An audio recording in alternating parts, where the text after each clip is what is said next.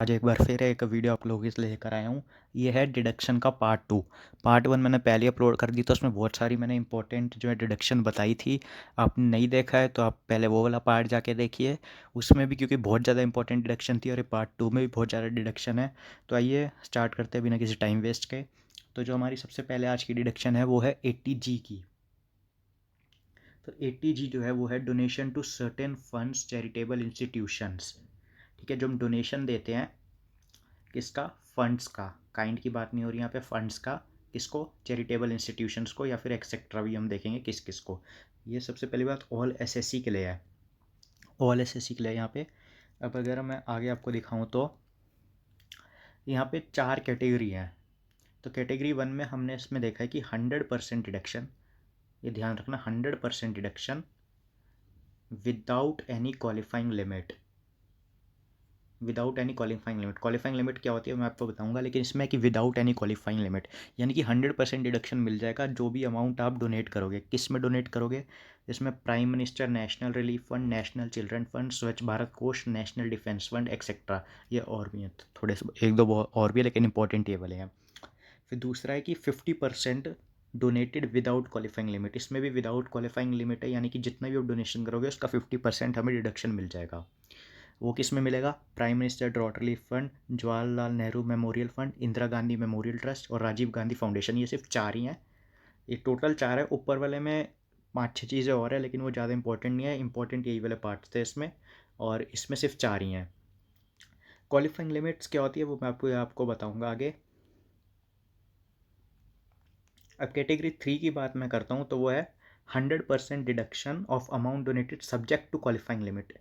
ऊपर वाले में विदाउट क्वालिफाइंग लिमिट था, इसमें था क्वालिफाइंग लिमिट, यानी कि जो डिडक्शन मिलेगा ना वो 100% मिलेगा, लेकिन सब्जेक्ट टू क्वालिफाइंग लिमिट। वो मैं अभी आपको बताऊंगा आगे, लेकिन देख लेते हैं किस किस को मिलेगा ये। तो है कि गवर्नमेंट को, local authority, institution for promoting family planning, इन सब में अगर आपने डोनेट किया है तो आपको मिलेगा 100% सब्जेक्ट टू क्वालिफाइंग लिमिट।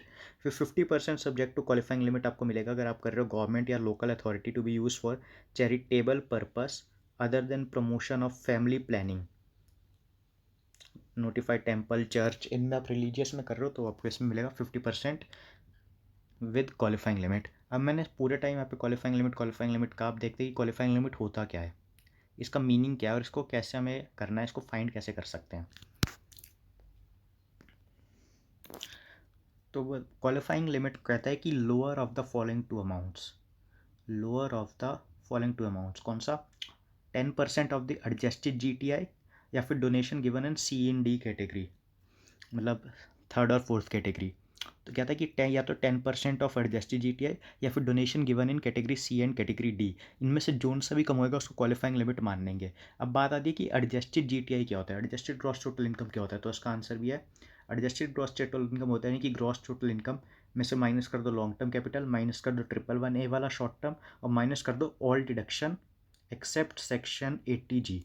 इन सबको माइनस कर दोगे तो ग्रॉस टोटल इनकम आएगी। फिर उसका 10% करना है, और जो डोनेशन हमने दी है कैटेगरी है सी और कैटेगरी डी में, वो देखना है जोन सा लोअर है वो उसको सिलेक्ट करना है, और उसके बाद उसका 100% या 50% देना है।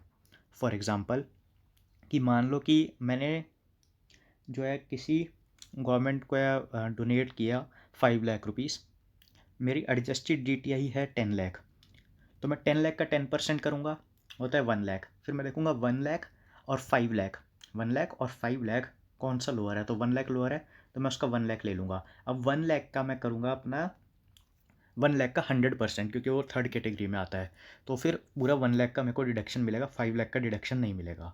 ठीक है, तो ये तो था हमारा 80G। थोड़ा आगे बढ़ते हैं। 80G के बाद आता है हमारा 80GG। 80GG जो है वो है भाई rent paid for residential accommodation.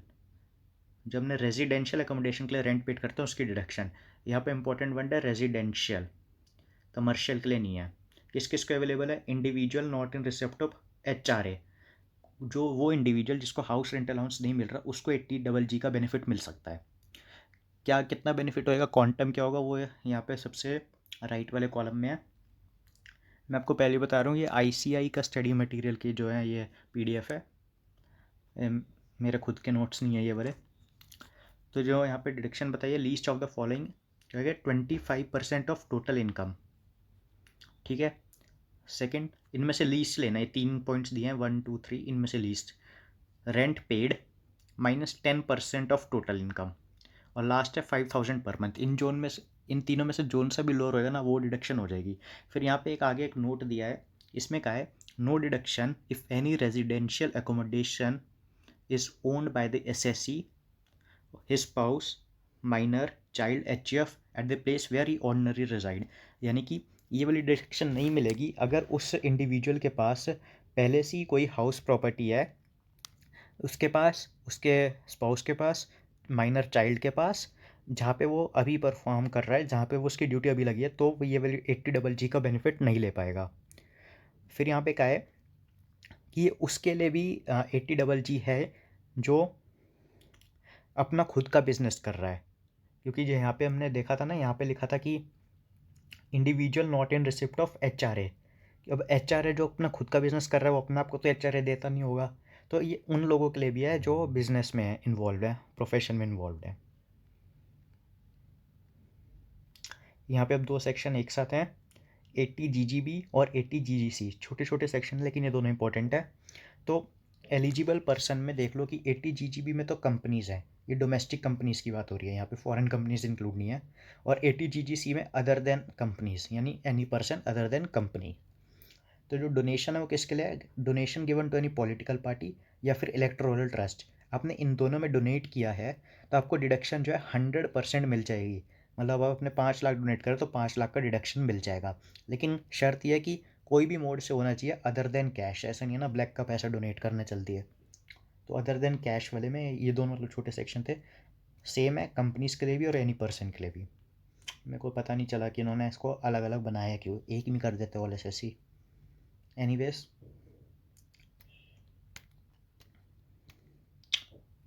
दो सेक्शन और देखेंगे यहाँ, 80TTA और 80TTB।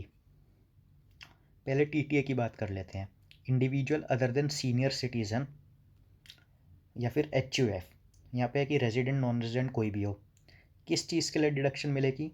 Deduction available in respect of interest income on saving deposit. Saving deposit में जो इंटरेस्ट मिलता है ना, with any bank, cooperative bank या पोस्ट ऑफिस।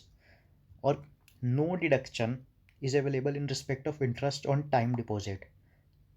अब आप कहोगे कि फिक्स टाइम डिपॉजिट में क्यों नहीं मिलेगी, यानी एफडी और आरडी में? तो याद करो फर्स्ट पार्ट में मैंने बताया था 80C में इसकी डिडक्शन मिलती है, इसलिए यहाँ पे इसको इंक्लूड नहीं किया। मैक्सिमम डिडक्शन अवेलेबल है 10,000 की। और 80TT भी, ये भी एकदम सेम है, लेकिन ये सीनियर सिटीजन्स के लिए, इसमें सीनियर सिटीजन को इंक्लूड नहीं किया था, इसमें सिर्फ सीनियर सिटीजन को इंक्लूड किया गया है। वही सारा सेम है, यहाँ पे मैक्सिमम डिडक्शन है 50,000 की। ठीक है। एक बात और बता रहा हूँ, जो ये मैं PDF यूज़ कर रहा हूँ इसका लिंक भी आपको डिस्क्रिप्शन। अब हम बात करेंगे 80RRB की। 80RRB किसको मिलता है? रेजिडेंट इंडिविजुअल बीइंग अ पेटेंटी उसको कहते हैं जिसके पास कोई पेटेंट के राइट हो, उसके अपने ओरिजिनल राइट्स हो। तो अगर रॉयल्टी ऑन पेटेंट्स उसको करता है, any income by way of royalty on patent registered after 1 अप्रैल 2003, 1 अप्रैल 2003 के बाद वालों को कितने का डिडक्शन मिलेगा? या तो पूरी इनकम का या फिर 3 लाख का, जोन सा भी लोअर होगा। ठीक है, छोटा सेक्शन था 80RRB यह पेटेंट्स के लिए। ऐसे आप TQQB, deduction for royalty on books. तो भाई एलिजिबल पर्सन कौन है? Resident individual who is an author. Resident की बात हो रही है, नॉन रेजिडेंट है तो नहीं लिया जाएगा, और वो ऑथर होना चाहिए। किसके रिस्पेक्ट में डिडक्शन मिलेगी? Royalty income from assignment of copyrights of any book, लेकिन book should be literacy, artistic, scientific nature but not a text book. Important point है कि not a text book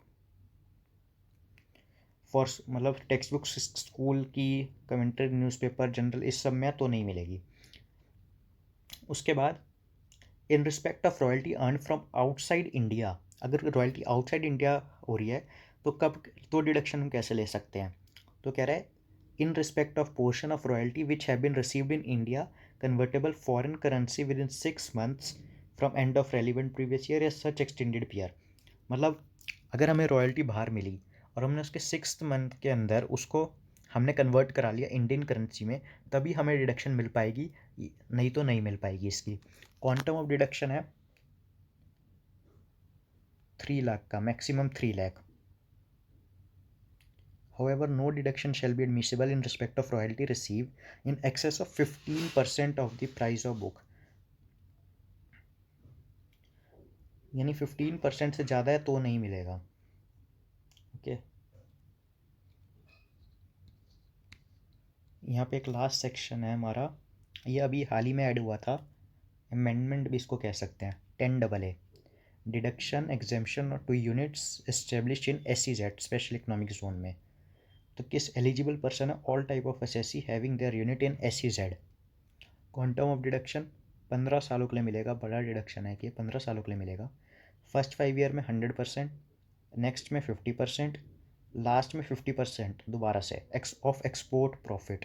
export profit कैसे निकालना है? Total profit of SEZ into export turnover divide by total turnover. तो जो आएगा वो आएगा एक्सपोर्ट प्रॉफिट और उसका 100-50-50 ऐसे पहले 15 सालों में मिलेगा. तो ये था हमारा डिडक्शन का पूरा चैप्टर. होप आपको अच्छा लगा होगा. Stay connected for more such videos.